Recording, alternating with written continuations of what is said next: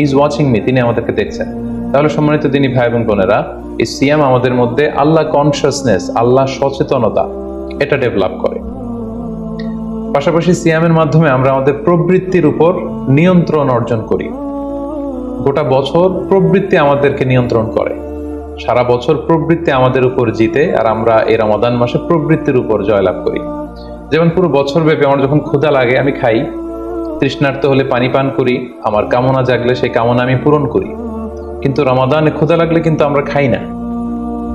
তৃষ্ণায় গলা ফেটে যাচ্ছে, তৃষ্ণায় গলা কাঠ হয়ে যাচ্ছে, কিন্তু এক ফোঁটা পানি আমি পান করছি না। সিয়াম পালন করা অবস্থায় দিনের বেলা আমরা যারা বিবাহিত, আমাদের স্ত্রীদের সাথে অন্তরঙ্গ মুহূর্ত আমরা কাটাচ্ছি না।